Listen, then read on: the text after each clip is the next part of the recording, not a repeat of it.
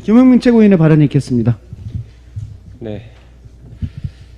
같은 주제를 좀 이어서 말씀드려야 될 것 같습니다. 한명숙 전 총리에 대한 검찰의 행위는 1991년 유서대필 조작 사건, 2014년 서울시 공무원 간첩 조작 사건을 떠올리게 합니다.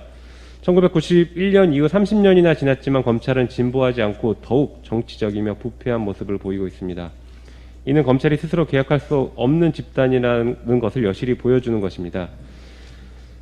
며칠 전 발표된 법무부와 대검 합동 감찰 결과는 그동안 검찰의 수사 관행으로 포장된 인권 침해 수사 의혹을 사실로 확인해 주었습니다.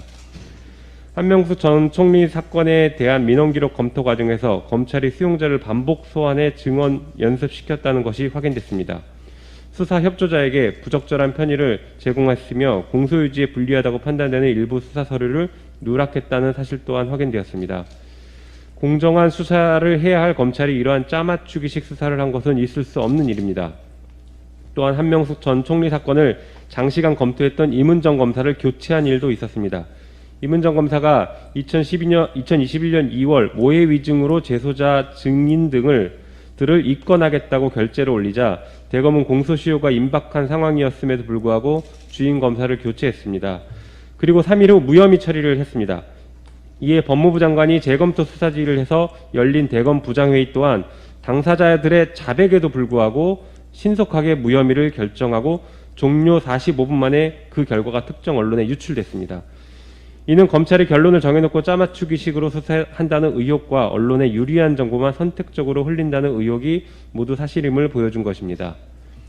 그럼에도 불구하고 법무부 장관의 발표에서 한명숙 전 총리 사건의 모해 위증 혐의에 대한 결론을 소극적으로 판단한 것과 관련자들에 대한 책임을 추궁하지 않아 비판이 제기되고 있습니다. 검찰에 대한 감찰은 잘못된 관행을 개선하기 위해서도 필요하지만 제대로 된 책임 추궁을 통해 일벌백계 하는 것도 반드시 필요합니다. 특히 항상 제 식구 감싸기로 일관해와 잘못을 무한 반복하고 있는 검찰이라면 더더욱 책임자에 대한 불이익을 주어야 바람직한 검찰의 미래를 그릴 수 있습니다. 2018년 출범해 검찰의 잘못을 많이 밝혀낸 검찰 과거사위원회의 조사 결과에도 불구하고 관련 검사들이 불이익받지 않고 오히려 좋은 자리로 이동했던 점 역시 검찰은 잘못을 저지르더라도 힘있는 쪽에 줄 서 있으면 다치지 않는다는 잘못된 선례를 남긴 것 아닌지 되돌아봐야 합니다. 한명숙 전 총리 사건 역시 윤석열 전 총장이 검찰의 잘못을 덮기 위해 배당권 등을 남용했고 수사, 감찰을 방해한 행위에 대해서는 형사처벌을 적극 검토해야 합니다. 정당한 민정수석의 권한을 행사한 조국 전 장관에 대해 유재수 감찰 무마 사건이라고 부르며 기소한 검찰의 기준을 그대로 적용하면 윤석열 전 총장의 감찰 방해 수사 무마 행위는 지상 최대 극악무도한 중범죄에 해당할 것입니다. 반드시 법적 책임을 물어야 합니다. 여전히 자신들이 대한민국을 움직이고 있다고 생각하면서 검찰의 기득권과 권력을 유지하려 하는 일부 정치 검사들에게 분명하게 경고합니다. 대한민국의 국민을 이기는 권력은 존재하지 않습니다.